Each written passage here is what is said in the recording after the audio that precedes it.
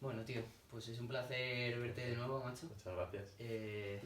Para el que no le conozca, que será mucha gente, estoy ahí ante Pablo Caso, que Sí, es un compañero mío, biólogo y etólogo. correcto. Entonces, cuéntanos un poco, habla alto, que tú además tienes una voz Vale. grave y tal, y va a quedar bien el audio. Vale, vale. ¿Quién eres, tío, y por qué te llama la atención el tema del comportamiento animal? Vale, pues sí, soy Pablo y primero quería estudiar veterinaria porque siempre me han entusiasmado animales en general Ujú. y pensaba que esa era la mejor manera. Vale. Y luego una vez que empecé ya a conocer un poco más, me di cuenta que igual biología era lo que más me interesaba y no era tanto el trato de los animales dentro de una clínica o cosas así, o las enfermedades, sino más a nivel de conservación, de poder estudiarlos y luego, una vez que descubrí la teología, de poder estudiar el comportamiento, que me parece una cosa absolutamente fascinante. Sí, ahora vamos a darle bastante caña al tema del comportamiento, pero digamos, ¿qué aplicaciones puede tener que se haga este tipo de estudios? ¿Qué nos permite entender el comportamiento de los animales? Porque, bueno, es que antes me comentabas y también me he quedado loco que no solo el comportamiento existe en animales, sino en plantas, o sea, A al ver, final sí, lo que tú has estudiado te lleva como desde a pasar de hormigas hasta tigres, primates, ¿no? sí, al final el comportamiento tú lo puedes entender a un nivel desde el micro hasta el macro. Vale, Entonces, sí, las plantas no es mi especialidad, pero sí, al final tienen comportamientos, las zarzas como van yendo por un lado por otro, toda la sí, fisiología, al final eso también se puede entender en parte como parte de comportamiento y luego, pues sí, te pones con hormigas, escarabajos hasta llegar luego ya a primates, elefantes, cualquier cosa, todo ser viviente tiene un comportamiento, tiene unas estrategias que ha desarrollado a nivel evolutivo y a entender este comportamiento nos puede ayudar muchas veces en parte a eso, a saber cómo la evolución se ha desarrollado y cómo esas especies han conseguido desarrollar esas estrategias que son las que vemos en la actualidad. vale. Entiendo que estos estudios son como muy exhaustivos y o sea, tienes que dedicarle mucho tiempo al final para entender el comportamiento de una especie. Entonces, ¿cuál es un poco en lo que te estás centrando tú de todo esto? Porque lo veo Yo, muy amplio en general. sí, bueno, al final eso también entra dentro de lo que tú quieras estudiar.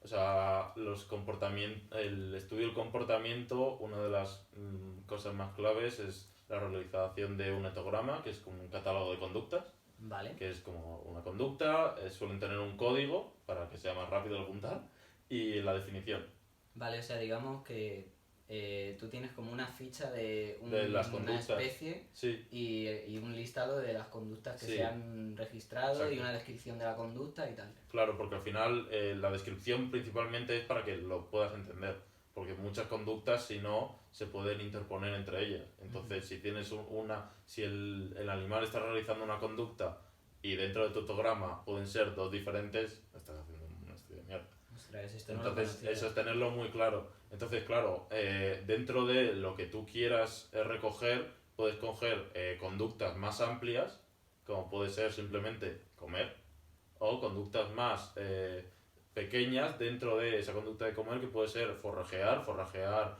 específicamente a cierta altura o ciertos árboles. Entonces, eso tú lo puedes ya desarrollar y puede ser más complicado, o sea, más complejo o más sencillo. Vale. Dentro un poco de tu área de especialización, que me has dicho que eran los primates, Primates, sobre todo, sí. vale. ¿Habéis encontrado como patrones? Porque yo estoy pensando en comportamiento como de manera más abstracta aún. ¿Y se encuentran patrones dentro de grupos de organismos o incluso patrones que sean comunes a todos los animales en la base del comportamiento un poco?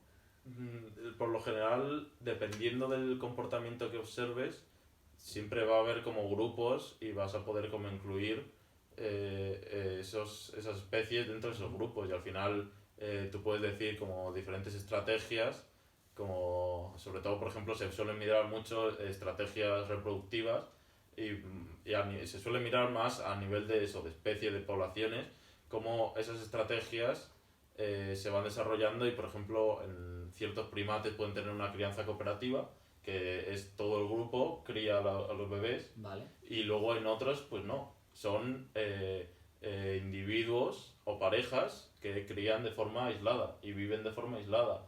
Y eso también te llega a entender que igual taxonómicamente especies muy cercanas pueden tener estrategias completamente diferentes.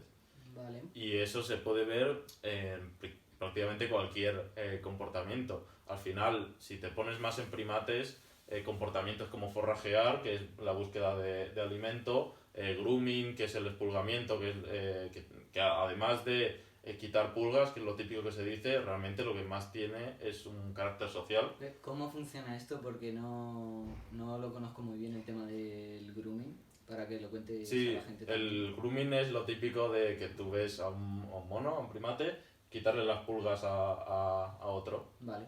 Y esto, sobre todo, lo que tiene es una conducta que se conoce como afiliativa, que tiene un carácter más social que otra cosa. No es tanto, que obviamente también tiene su función de tanto alimenticia, el primate que está quitando pulgas come algo, Sí. pero realmente lo que va a comer, sobre todo, yo que sé, un chimpancé quitando pulguitas, no va a obtener muchísimo alimento. Claro. Pero sí que va a tener un factor muy de saneamiento. Vale, claro.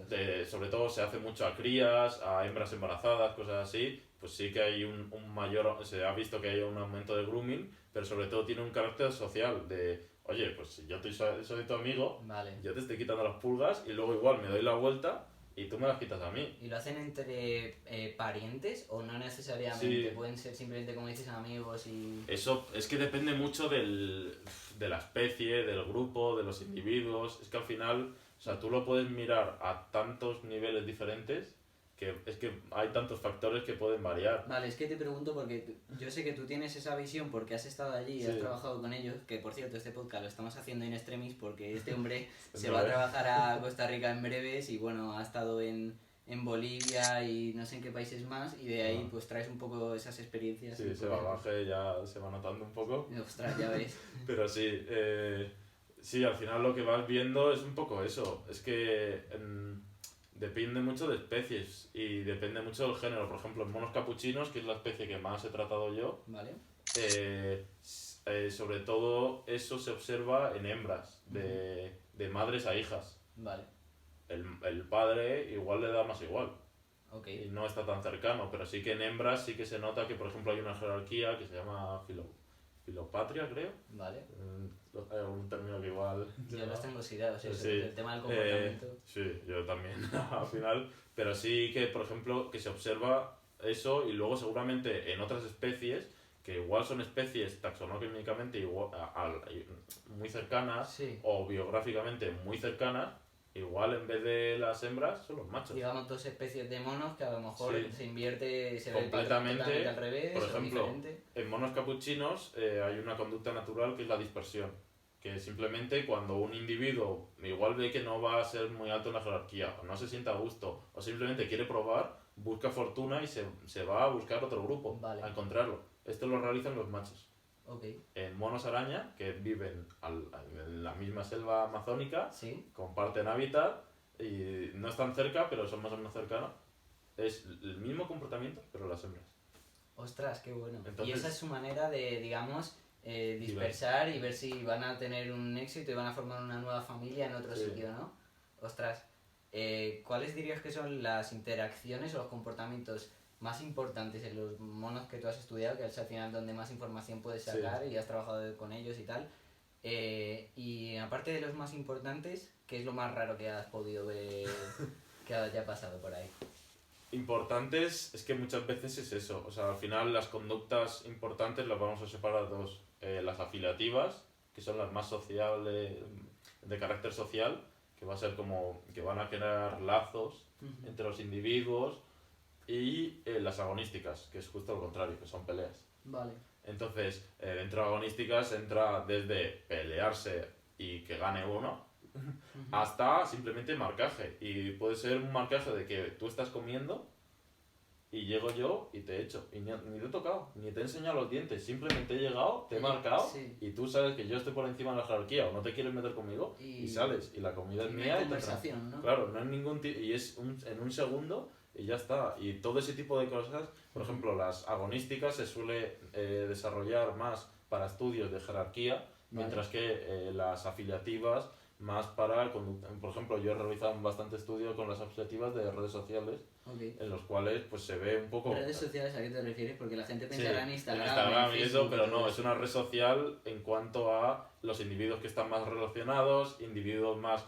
populares, como por así decirlo. Hay literalmente un dato que es Eigenvector, que te da como popularidad, porque te dice como el nodo que se agrupa a los nodos, o sea, el nodo que se relaciona, el nodo como individuo, y se relaciona a los individuos mejor relacionados. Vale, intenta aterrizar esto un poco para gente que Claro. sea un poco profana en el tema del comportamiento animal como yo. O sea, es como el individuo Sí. que se relaciona con los individuos que están mejor relacionados. O sea, tú por sí... Y eso va a ser siempre el macho dominante, ¿no? O la igual, pareja de monos que esté por lo general, sí. dominando. Por lo general sí, de forma natural, pero es que hay veces que no. Y hay veces que, por ejemplo, en especies, el macho dominante tiene un carácter muy protector. Igual no tiene tantos comportamientos sociales. Vale, es más Y cerrado, es más, no, es más, yo protejo al grupo. Vale. Y yo estoy rondando, yo estoy avistando. Pero no interactúa. Claro, pero no estoy como otros hembras, otros machos que están más, eso, haciendo grooming, jugando, comiendo juntos. O sea, puede haber un popular que esté por ahí perdido entre el resto y puede ser el popular a nivel social. Y luego si ves jerarquías con peleas y cosas así, ahí sí, el alfa va a ser el primero. Hostia, el alfa no te vas a meter con él. Y por ejemplo, en monos capuchinos también se ven cosas de que si te metes con uno de los altos en una jerarquía, no te va a venir ese mono. Te van a venir 30 monos. Sí, ¿no? Te metes con uno de los bajos, igual te vienen 2. Igual no te viene nadie. Vale. Eso en otras especies no se da. Hay cosas así. Es que cambia mucho dependiendo de la especie, dependiendo también... si salimos de este tipo de conductas, que seguramente también dentro de una misma especie también hay diferentes culturas que se empieza a observar y como diferentes poblaciones de la misma especie de diferente zona geográfica han desarrollado diferentes culturas, que eso antiguamente era absolutamente impensable de cómo un animal va a tener una cultura. Claro. Pero si se observa, por ejemplo, en el uso de herramientas, como por ejemplo algunas poblaciones eligen la herramienta para el tipo de alimento y en otras poblaciones les da un poco igual. Pues eso al final son diferentes estrategias y cómo se ha desarrollado. Ok, vale. ¿Y qué es lo más extraño que has podido ver? Yo de primera mano. Sí, tú de primera mano al final con lo que has estado, con toda tu experiencia y tal. Es que yo creo que, o sea, por ejemplo, lo más extraño que puedo haber visto es un individuo que estábamos intentando introducir al grupo en un centro de rescate en Bolivia. Un individuo de, ¿qué? 4 o 5 meses. De un mono capuchino. Un mono capuchino de 4 o 5 meses manteniendo relaciones sexuales con la hembra alfa. Y así, tal cual. Y tú dices, o sea... ¿Y el macho alfa no estaba? Y el macho, lo observé varias veces y una de las veces estaba el macho alfa enfrente golpeando el árbol. ¿Como de rabia? Sí. ¿Llamando la atención? Sí, más llamando la atención o diciendo, oye, separaos, fuera. Vale. Pero claro, en ese momento tú dices, ¿por qué no baja y hace algo? Al final... Es muy pequeño el otro, a lo mejor. No. No tiene nada que ver con eso. Si puede, en mi opinión, si puede, lo mata. Ostras. ¿Qué pasa? Ese mono sabe que nosotros estamos ahí. Es un centro de rescate. Ese mono, y ese mono, por ejemplo, vino por dispersión. Ese no proviene del centro de rescate y es el único. Vino de un grupo natural. Y se adaptó ahí, ¿no? Y fue el macho alfa. Vale. Y al final es un grupo en semilibertad, pero al final sabe que nosotros estamos ahí. Sabe que si baja al este, somos humanos. Entonces nos tiene algo de miedo. Sí. Entonces sabe que a ese mono en particular, que lo estamos intentando introducir, no puede hacerle nada. Que eso igual se lo hace uno de los que ya están liberados y va por él. Claro. Y se vio y cuando se separaron fue a por la hembra. Hostia. Y fue corriendo a por la hembra. ¿Y tienes vídeo de esto, tío? Sí. Pues eso igual sí, os lo puedo pasar. Poner. Sí. Qué bueno. me llama a mí mucho la atención, de lo poco que conozco del tema del comportamiento y tal, un comportamiento que es el tema del altruismo y que ha tenido como muchas perspectivas a lo largo de los años y tal, porque al final es como un poco incomprensible a priori que un organismo de como su vida, ¿no? O sea, hay casos tan extremos como Sí. eso, de sacrificarse o a lo mejor ser el alimento de tus crías en insectos incluso, o Sí. sea, hay un montón de comportamientos ahí que dices, ¿cómo se puede justificar esto tú que has estudiado el tema del comportamiento animal? Eh, Ahí entramos en un tema un poco Picante. picantito y sobre todo para mí, porque y literalmente me cambió la idea en una clase que tuve en etología, Vale. una única clase, porque me explicaron un ejemplo de una noticia que había salido de una niña que se estaba ahogando en un río y estaba gritando. Y vino un perro y la salvó. ¿Hasta qué punto? Qué bueno. Y me dijeron, y tú piensas, qué bueno el perro, que altruismo, que cómo lo hace sin pensar en sí, porque él podría haberse ido con el río, lo hace pensando en No, salvar no una era vida. su dueña ni la conocía. No lo conocía, era un perro callejero. De hecho, Vale. o sea, no estaba, o sea, es un perro, está domesticado Sí, de forma natural, pero no Sí. estaba domesticado seguramente de casa, de... vale. Y claro, el profesor dijo, ¿quién me puede decir que esto es altruismo y no egoísmo? Porque hasta qué punto el perro no estaba hasta aquí de una niña gritando y simplemente quería que dejase de gritar. Hostia, qué mortal todo esto. O sea, Y dices- quería que se callase el perro. Claro, hasta Eso quién es- puede entrar en la mente del perro y decir... Y eso es un ejemplo así como muy Vale. fácil de ver. Y luego ya si lo llevas Ujú.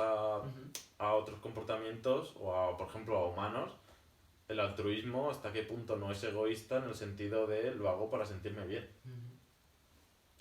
Pues ahí, por ejemplo, eso me cambió. Yo, mira, mi punto de vista es siempre se va a obtener un beneficio a nivel social en animales como nosotros, primates y tal, por al final ayudar a otro de tu misma especie, ¿no?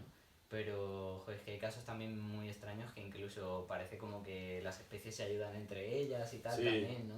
Entonces ahí, eso lo describís de otra manera, son O sea, eso al final, por ejemplo, está en comportamientos de simbiosis. de simbiosis, Hay, todo hay esto, un montón. Pero claro, eso, o sea, o sea, eso tiene un beneficio para el animal. Sí, eso es más evidente, ¿no? Claro. Se puede entender. Y es que muchas veces eso de lo hago por ti a nivel social, también es ese beneficio social.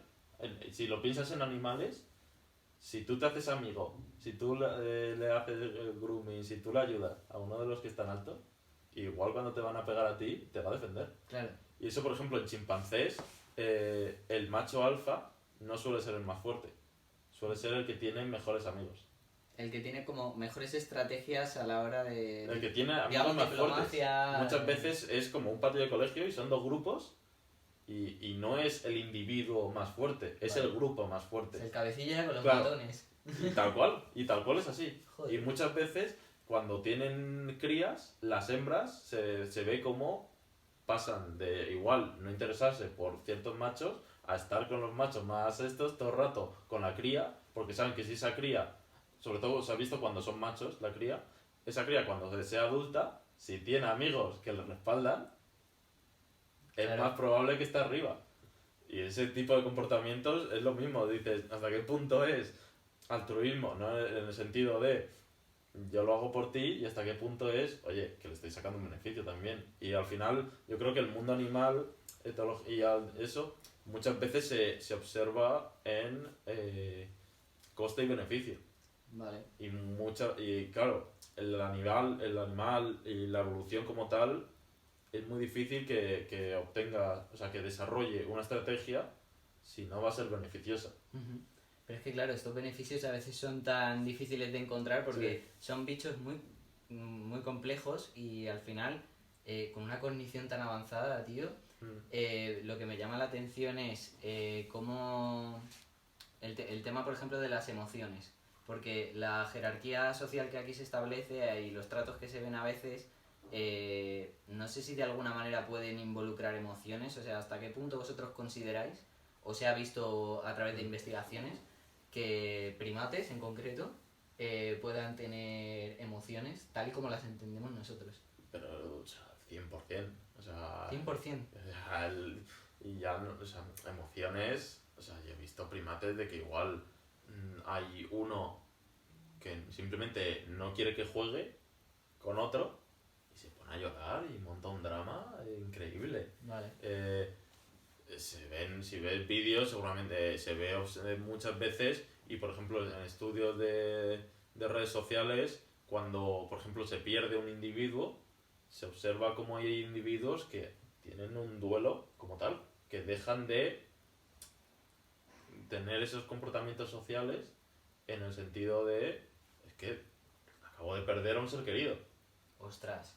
Y es así, y Fuerte. todos esos comportamientos se observan, y ya fuera de, por ejemplo, fuera de emociones, se observa una personalidad. Que, por ejemplo, hace años, y no hace mucho, la personalidad se atribuía únicamente a personas. Ujú.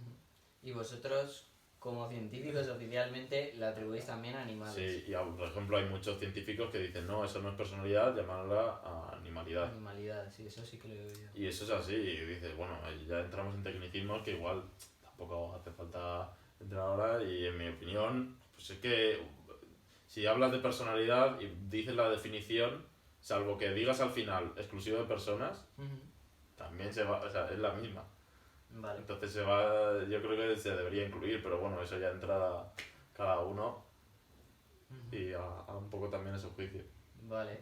O sea que sí que podéis observar a lo mejor cosas como, pues eso, momentos de soledad, enamoramientos entre dos individuos, ¿no? Y de alguna manera reflejar todo este Sí. tipo de cosas en los estudios. Sí, todos esos estudios, y claro, yo lo que digo, o sea, en función de lo que tú estudies, vas a poder observar unas cosas u otras. Vale.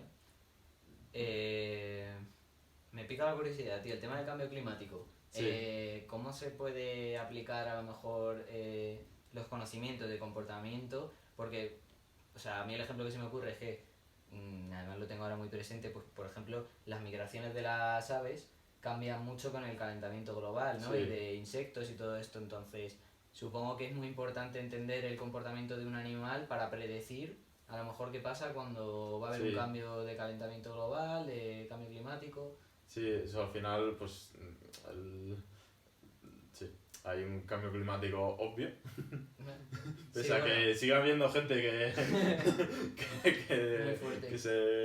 que se niega a ello, y sí, al final el comportamiento va a cambiar. Y hay, por ejemplo, la puesta de huevos.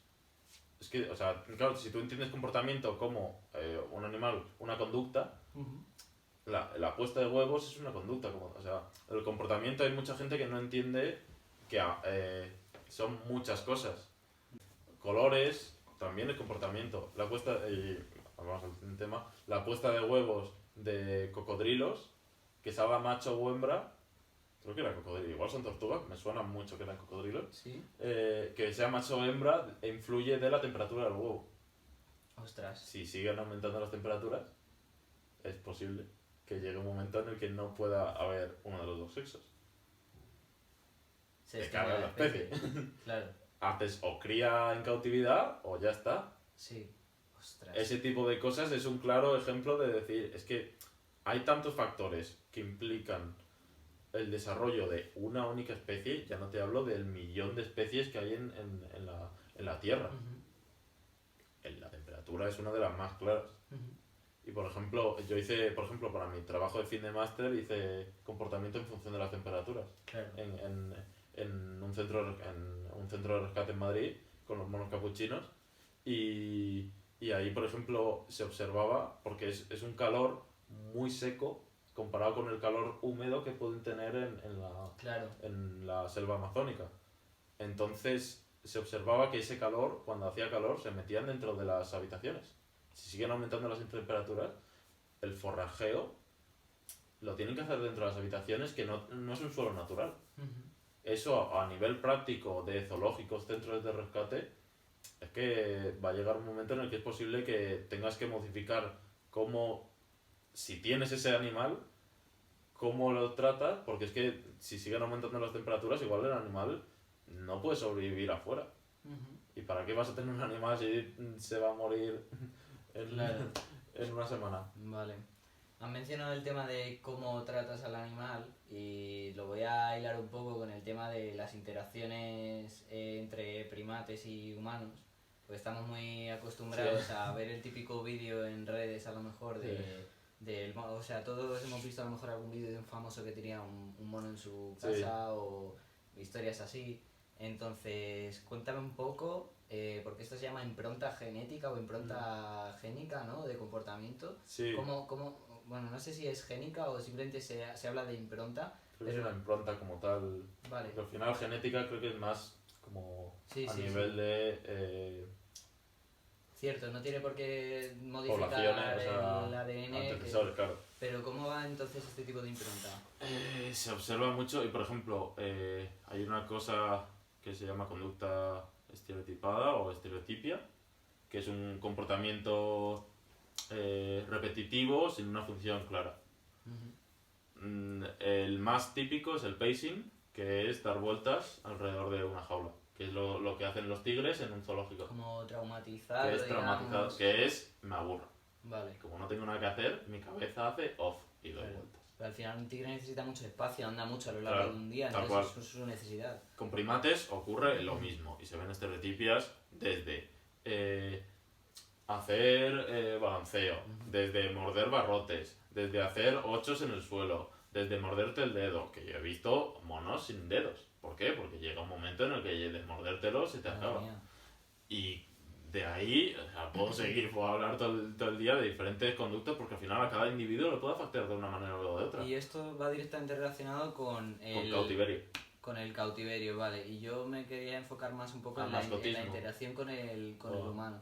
No, el mascotismo. Ah, vale. Bueno, si quieres tratar eso un poco porque Bueno. no tengo tampoco muy claro que es. Al final, sí, el trato con humano, o sea,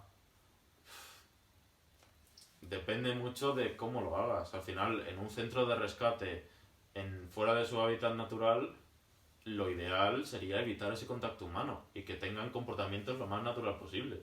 ¿Por qué? Porque al final, un mono que no tenga comportamientos naturales no es un mono. Y si eso, por ejemplo, si lo conectamos un poco con lo del mascotismo, ahí, por ejemplo,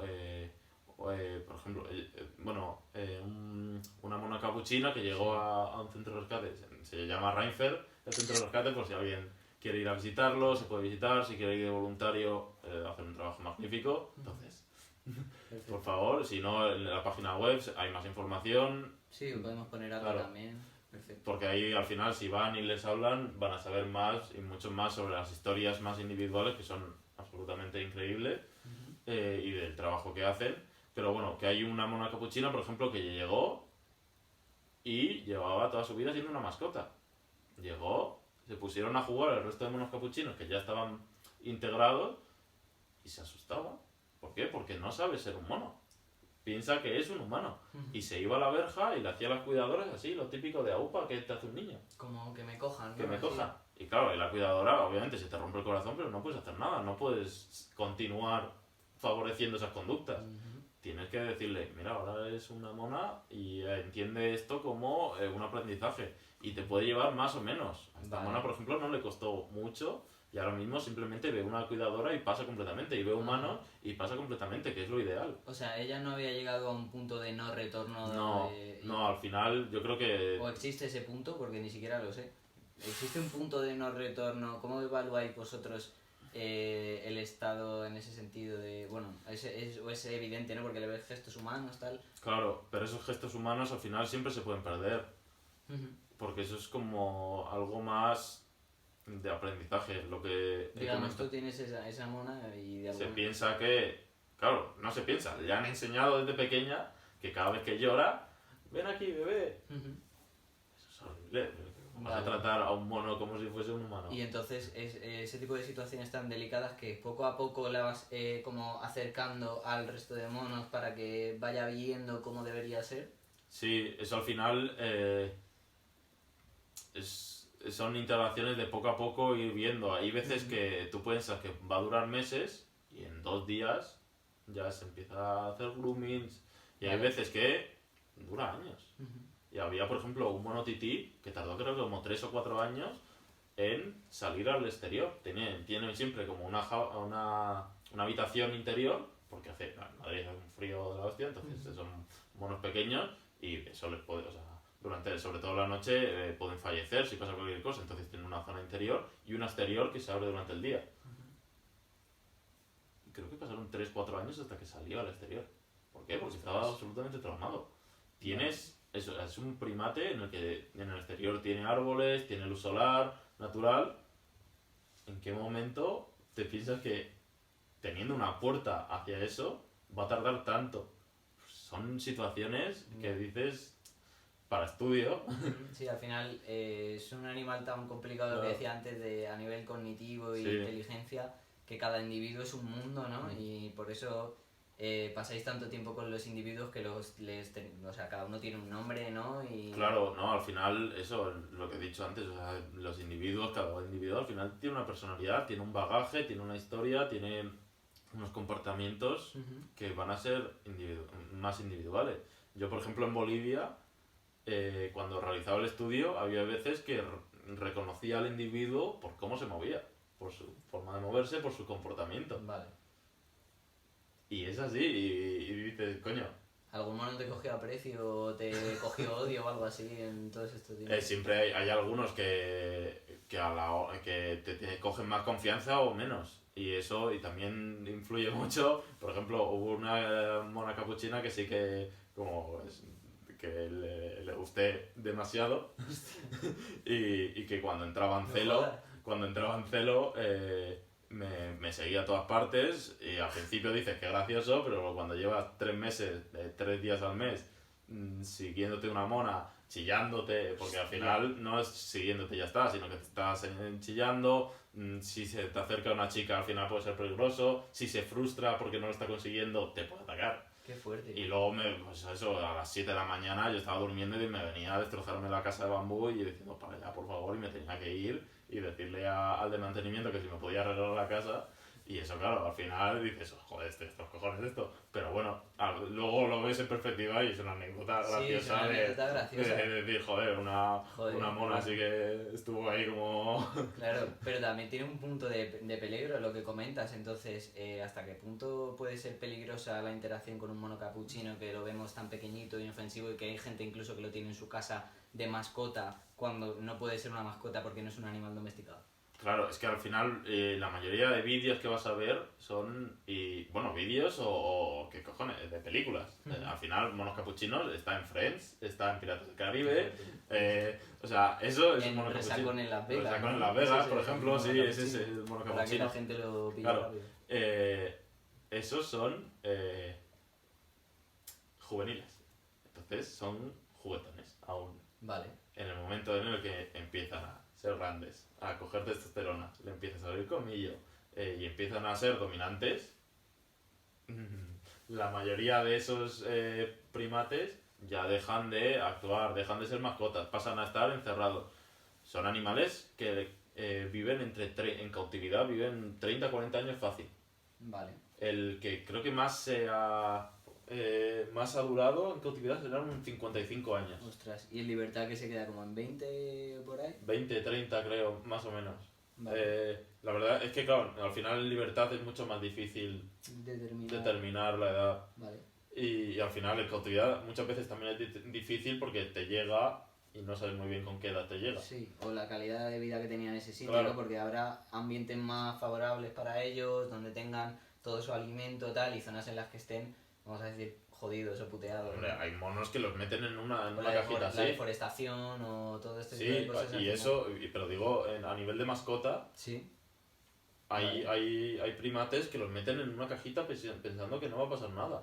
Claro, ese primate se hace grande y la columna... ¿Pero por qué lo meten en una cajita? ¿Por qué? Porque es una mascota y no tienen ni idea. Al final, el problema del mascotismo, sobre todo en primates, es que hay una desinformación y la gente no tiene ni idea. Habrá mucha gente que se piensa que tener un primate, de un tití, que son los primates de los más pequeños, es legal tenerlo en España. O sea, absolutamente ilegal. Y no es ilegal porque sea una tontería, es No. ilegal porque es que le viene fatal. Claro. Y se ha observado, y cuando ves a un mono natural y a un mono en un centro de rescate, que por mucho que el gran trabajo que consiguen hacer de integrarlo, de conseguir que vuelva a estar en un grupo, porque al final son como nosotros, son Claro. animales sociales.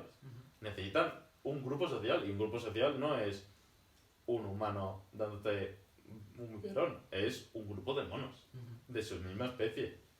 Entonces ese tipo de cosas pasan, pero que sí, que muchos que, por ejemplo, que luego al crecer como que tienen la columna curvada o simplemente las piernas no se les crece lo suficiente. O sea, por- os llegan al centro con malformaciones. problemas de desarrollo a raíz de Claro. tenerlos en casa. Y decían, no, yo los metía siempre en su cajita de siempre. Vale, pero su cajita de siempre le quedó pequeña hace 10 años. Claro, Y por ejemplo, había un circo en España sí. que uno de los chimpancés lo metían a propósito en una caja pequeña para decir que era el hijo de la otra. Y tenía 40 años. En plan, se quedó sin crecer o Claro, se atrofiado. quedó atrofiado, pequeño, y así podían decir, y los niños haciéndose fotos diciendo, es su bebé, ay, qué pequeñito. Tenía 40 años el chimpancé. Ostras, tío. Y ese tipo de cosas, Además, cuando ya lo haces sabiendo lo que estás haciendo, dices, además el chimpancé ya estamos hablando de palabras mayores, en plan es un bicho mucho más fuerte y mucho más peligroso potencialmente, ¿no? Sí. Es decir, pero al final, vamos, no si será lo a lo entrenas mejor con tan miedo, común que un capuchino, pero habrá un montón de casos también. a ver, un capuchino, lo más peligroso de los capuchinos es que atacan en grupo. Entonces, si te ataca de forma natural, o sea, Sí. en naturaleza, si te ataca un capuchino, te puede arrancar un dedo, pero más o menos vas a sobrevivir. Pero la cosa es que seguramente te ataquen 30 capuchinos. Hostia, tío. Un chimpancé te puede matar perfectamente. O sea, un chimpancé, y se ha visto, por ejemplo, en Estados Unidos, una dueña de un chimpancé vino su vecina y simplemente creo que le quitó su juguete favorito o algo así. Se le fue la pinza al chimpancé. El chimpancé conocía de toda la vida a la vecina, lo que quieras. Se le fue la pinza y le desfiguró toda la cara, casi la mata. Y ahí, si lo busquéis en YouTube, hay como una llamada de la dueña diciendo, vengan, traigan escopetas, mátenlo, mátenlo. No dice nada más Sí, no sí. o sea, absolutamente en shock, no Claro. dice nada. Pero, o sea, no dice mi chimpancé ni mi mascota. Simplemente en shock diciendo, mátenlo, vengan aquí corriendo. La está matando. Vale. Hostia, tío. Qué movida. ¿Tú has tenido algún susto con algún mono o algún animal en algún momento? Porque, joder, lo Con veo monos, como- bueno, a me mí daría atacaron. mucho respeto, o sea. Sí, a ver, al final tú los tienes que entender y tratar con respeto, y no es lo mismo cómo lo traté al llegar que cómo los traté cuando ya llevaba un año con ellos. Vale. O sea, al final ellos te ven durante un año, te ven trabajar, te ven también un poco a nivel de jerarquía. Es un poco como que tú entras dentro de eso. Esto estoy hablando en Bolivia, que estaban en semilibertad. Obviamente, si es aquí en Madrid, pues no entras con ellos, no hay contacto. Vale. Que quede claro. Y sustos, o sea, al final, a mí yo tuve un poco la suerte de que desde el principio, como que más o menos, logré entrar y que como que me respetaran. Pero sí que a voluntarios, a coordinadores, pues muerdos, nunca me ha llegado a pasar nada especialmente grave con los monos capuchinos, pero sí de gente sangrando, y al final ellos también, al final esos primates, al provenir de centros de rescates, un poco ya conocen ese mundo, por así decirlo. Sí. Pero otro que igual se ha pasado 30 años en una jaula, que está absolutamente demente, que esto, me han dicho que había uno así y que había 2 personas del centro que podían sacarlo. El resto les arrancaba un dedo si podía. Y es así. O sea que depende mucho del individuo, de la relación que tengas tú. Supongo que habría monos que te conocerían más Claro. y que tú te puedes acercar de una manera a la que yo no me puedo acercar porque a mí no me conocen y... Claro, y eso sí, pero y también depende mucho del individuo en sí. Claro. O sea, hay individuos, y volvemos un poco a lo La de personalidad, sí. y muchas veces no es personalidad como tal, es bagaje, es traumas, llevo 20 años metido en una jaula, Claro. estoy absolutamente ido. Me han hecho daño, me han Claro, hecho sufrir. me han estado, claro, si tengo la oportunidad, Sí, no sí. voy a dudar, o sea, y no voy a durar un segundo en Por pura supervivencia, hacer lo que sea. hacer lo que sea por estar bien. Entonces no has tenido ningún susto así. Susto con capuchinos no, tuve un pequeño susto porque también estuve trabajando con una jaguar. Hostia. Entonces eso sí Son fue... palabras mayores. Claro, Ya. eso ya son palabras mayores, tuve un pequeño susto de que sí que por la verja consiguió sacar la garra y me pilló... Esto es. Esto es. Entonces ahí sí que fue un poco susto, pero por lo menos fue un poco rápido, que sí que conseguí aguantar, conseguí quitar la garra y bueno, me desgarró un poco, pero no llegó a pasar nada. Vale. Que podía haber perdido el brazo perfectamente. Y esto al final, cuando trabajas con este tipo de especies, lo tienes que entender. Y tienes que entender que esto es una posibilidad si fallas un segundo. Vale. Porque es un animal que está hecho para matar. Y por más o menos suerte, o sea, al final es un animal que más o menos conoce y al final seguramente ella no lo hiciese tanto de caza, sino de juego. Vale. Pero que es un felino, Sí. caza jugando. ¿Cómo fue esto un poco? ¿Puedes contar? Sí. Porque claro, ya me he quedado con el gusanillo de cómo fue. Nada, al final, o sea, fue más a la hora de abrir y cerrar candados hay que distraerla un poco porque está un poco no está del todo bien hecha la instalación, pero es al final lo que hay y son cosas que al final en sitios en medio de la selva pues no es fácil Ya, claro. planearlo todo y tenerlo Sí, todo sí, bien, sí. ¿sabes? Son cosas que pasan. Pese a ello, o sea, el trabajo se puede hacer perfectamente. Si tú lo haces bien, no pasa absolutamente nada. Ujú. ¿Qué pasa? Si te distraes, si haces algo mal, ahí es cuando pueden empezar a pasar cosas. Yo me distraje, estaba la otra compañera poniendo los candados, yo la estaba distrayendo con un trozo de palmera, Sí. la palmera no era lo suficientemente corta y de eso me debería haber dado cuenta y seguramente fue yo de decir, no pasa nada. Llevo aquí mucho tiempo trabajando, no pasa absolutamente nada. Ujú. Y eso es fallo mío, y eso no es fallo Sí, de sí, nada más. aquí hay un punto muy Claro. importante que es asumir la responsabilidad como profesional que Claro, tienes y y es lo ya que está. hay. Y es fallo mío y cualquier persona me va a decir, ay, pobrecito. Digo, pobrecito no, soy imbécil. Ah, Bueno, accidente laboral. claro. Claro, pero accidente laboral, si trabajas en una oficina... No me refiero a lo estipulado de que Claro. te vayan a subvencionar ni nada, pero No, que no. al final es eso. Que sí, pero que al final trabajar con un jaguar no es trabajar en una oficina que tu accidente laboral es que te caes de la silla. Por mucho que pueden pasar, que sé, puede haber un incendio. Sí, mil cosas. Claro, Te pueden obviamente robar, pueden te pasar engañar, mil tal. cosas, pero que si estás trabajando con una especie que es no potencialmente peligrosa, que es peligrosa literalmente, tienes que entender que estas cosas pasan. Y hay mucha gente que no lo entiende, y yo qué sé, y eso, lo de los chimpancés que atacó la dueña. Hay gente que tiene tigres, y de repente, después de 20 años, dicen, pues no, se lo comió un tigre. ¿Por qué pasó? Puedes tener 30 tigres y de 29 no te hacen nada, pero si hay uno que se le va la pinza un día y te quiere matar, ya está. Es que no vas a sobrevivir. Yo Ya. tuve mucha suerte. Hay gente que de verdad tiene sitios con 30 tigres y esto. O sea, ¿qué Sí, país? vale. No sé si está puesto el tema de legalidad, pero supongo que aquí, o sea, me comentabas Florida. En Florida se puede tener el capuchino. Luego habrá países Pero que es sean que- muy laxos. No es que, o sea, Florida es el típico estado que es muy permisivo en cuanto a animales. Vale. Está, por ejemplo, está lo de Tiger King, que es un documental en Netflix, para quien lo quiera ver, que era un señor de Estados Unidos, Sí. creo que es Florida o Oklahoma, u otro estado, Vale. igual me estoy Sí, que sí. simplemente tenía como un criadero de tigres y leones y él, pues, con tigres y leones corriendo alrededor, sacando... En su finca privada. En su ¿no? finca privada, sacando bebés de tigres y bebés de leones para que los niños se hiciesen fotos, que luego si te pones a contar, obviamente no hay tantos tigres y tantos leones adultos. ¿Dónde estarán esas crías? Es todo ese tipo de cosas. Y eso al final es un tráfico porque al final creo que después del tráfico de drogas, el tráfico de animales es la segunda el mercado que más dinero mueve. Hostia. Y si no estoy mal, Al centro se han llegado muchos animales de tráfico o bueno, por ejemplo, mascotas ilegales dos, que vengan de ahí. De tráfico. ahí en Reinfeldt hay dos de los capuchinos que los encontraron en una maleta en Barajas. Simplemente Hostia. llega la policía, abre una maleta, te encuentras mínimo dos capuchinos vivos. No sabemos si había más que habían muerto durante el viaje. Porque Sí, a al ti final, te llegan los vivos y te cuentan que estaban en una maleta claro, y poco más. y ya está. Ese tipo de cosas, dices, ¿cómo coño ha fuerte. pasado? Pero claro, es que en Rheinfeldt, que es el que está aquí en Madrid, hay más de 100 individuos, cada uno tiene su historia. Ya. Y hay algunos que sí, viene como el grupo en su conjunto, pero hay historias muy individuales que dices... Claro, que la han separado al final, ¿no? Cogen a uno del grupo Uno. y fuera. Claro.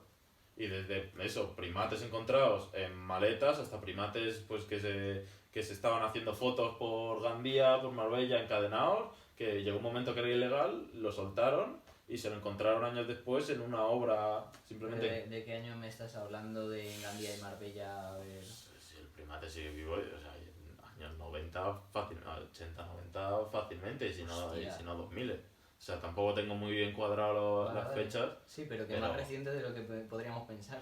O sea, siguen llegando al centro primates eh, que es en plan, me lo he encontrado en el jardín. Y es obvio que no te lo has encontrado en el jardín, que el primate igual lo tenías de mascota, llega un momento en el que te empieza a atacar y ya no te hace tanta gracia tener ese primate. ¿Y eso cómo lo podéis...? ¿O es simplemente Pues una al final- especulación que... Claro, hacéis? eso es Porque muchas no veces podéis. especulaciones de tú ves al primate cómo se comporta con eso y dices, este primate se nota que te conoce. Ah, vale. Ya voy viendo por dónde va. Hostia, tío, es que yo esa parte, claro, no veo tanto como llegan... O sea, quiero decir, por ejemplo, de vez en cuando veo algún vídeo de Frank de la Jungla, que sube mucho contenido a YouTube y tal, y suelen ser tema de búhos, el Sí. Slow Loris este también, que de vez en cuando le llegan porque hay mucho tráfico de ellos, tal. Y al final son bichos que tú ves cómo llegan allí, de repente él tiene un santuario muy grande, pero no ves tanto la interacción con la persona que lo trae, tú no Claro. ves esa cara al final. Claro, es que al final ahí no puedes hacer nada. Es mucho mejor que te venga alguien y te diga, me lo he encontrado en mi jardín, pese a que tú sepas que es mentira, Ya, a que tú le digas, no, esto es mentira, vamos a la policía. ¿Por qué? Porque van a dejar de venir. claro. Y esos Se primates, corta el grifo. claro, es mucho mejor que vengan, aunque vengan, te digan una mentira, es mucho mejor que vengan al centro de rescate a que tú digas, no, vamos a la policía y que la gente se asuste y que la próxima vez, en vez de al centro de rescate, va a ir o a la calle o a una bolsa de basura o a Dios sabe dónde. Vale, Entonces, ahí como organización es que no puedes hacer nada. Ujú. Pues, ¿qué realizar? Mucho trabajo de información y, por ejemplo, mucho trabajo de educación a Claro. niños, que al final, si educas al niño, luego va a educar al padre. Ujú. O sea, si el niño sabe que los primates no es bueno tratarlos como humanos, no es bueno tenerlos en casa, va a Claro. llegar el padre y va a decir, ah, mira este vídeo, qué monos, y va a decir, no, papá, Claro. esto está mal. Sí. Entonces ahí educas un poco de ambas. ¿Te gusta esa faceta a ti de Sí, comunicar y todo De esto? educación, al final es lo que menos he tratado porque estoy bastante más enfocado a cuidado animal y a investigación, Sí. pero sí, es una faceta que me gusta, pero al final eso, no tienes tiempo para todo. No, claro. Y además es que, o sea, es lo que decíamos al principio, el comportamiento es tan extenso, o sea, podrías estar estudiando desde, yo qué sé, cómo se comunican los cetáceos, que también sería otro tema totalmente Sería un mundo aparte. completamente diferente. Claro. Pues, tío, no sé si quieres dar alguna referencia así como para terminar, alguien que quiera indagar más un poco en el tema del comportamiento. ¿Hay algún libro o algo que Bueno, por creas ejemplo, interesante? es que depende mucho de la especie, de lo que quieres. Es que si te quieres enfocar en primatología, está uno de los más famosos es Fran de Waals, que es un Vale. primatólogo y etólogo muy importante. Y ya luego es centrarse un poco, o sea, si cualquier persona me quiere hablar y ya centrarse un poco más en lo que quiere estudiar, tanto a nivel de especie como a nivel de comportamiento, porque Vale. puedes tanto estudiar la especie como estudiar un comportamiento en diferentes especies. Ok. Y eso también como cosas muy interesantes de ver de cómo el mismo comportamiento se ha desarrollado en diferentes especies. Claro. Entonces ahí entra, claro, hay un mundo, entonces es muy diverso. Vale, muy bien. Pues nada, en plan, si quieres lanzar algún mensaje, alguna despedida, Nada, por mi único parte hemos terminado. que entienda todo el mundo que los primates no son mascotas y Vale. que lo intenten difundir y poco más. ¿sabes? Y que si alguien quiere trabajar en algo así o aprender, al final siempre hay modos y que vaya con esa mentalidad. Que no vaya con... Porque me ha pasado muchas veces, sobre todo en Bolivia, que hay un contacto mucho más directo de gente jugando con el mono. Y dices, es que justo lo contrario que intentamos hacer, Claro, que el tío. mono no tenga comportamientos humanos, que tenga ese mismo comportamiento que tú estés haciendo el juego, que lo haga no contigo, sino con sus compañeros, con su grupo. Que juegue como un mono. Porque No al como una final, persona. si se integra, o sea, si él piensa que los humanos también son amigables, va a llegar a ser adulto, se va a ir a un poblado, y igual un niño se asusta y ahí no van a dudar 2 segundos en meterle un tiro al mono. Claro. Y si ese mono está acostumbrado a los humanos no hacen nada, va a ir tan tranquilo y se va a llevar un tiro. Ujú. Y esas cosas pasan. Vale. Y eso mucha gente lo ve como una perspectiva de, el mono es juguetón, quiere jugar ahora, porque es juvenil, es pequeñito, pero no ve una perspectiva de ese mono va a tener 40 años en algún Ok. momento. O sea que si la gente quiere colaborar de alguna manera Que o... entienda el concepto más a nivel global y Claro. a largo tiempo, no a nivel individual. Y que no es un animal domesticado. al fin. Domesticado, por favor, porque es que, por ejemplo, si buscas capuchino en Instagram, el 99% son capuchinos como mascota, con pañales o en casas. ¿Sabes? Y dices, ¿en qué momento vas a buscar un animal hermoso que vive en la selva y en vez de salirte fotos de naturaleza, Ya. te van a salir vídeos de un mono en pañales? ¿Qué coño es eso? Ya, tío. Pues nada, muchísimas gracias por A ti. venir hasta aquí, tío. Que tengas un buen viaje y un desarrollo laboral ahí guay en Costa Rica. Ya me Si a la estabas vuelta contando. o alguna llamada siempre podemos hacer. Sí, podemos hacer alguna, incluso una segunda charla, plantearla online y que tú estés ahí Sí. en la selva. Así que nada, un placer, tío. Nos Me vemos. alegro de verte. Muchas gracias.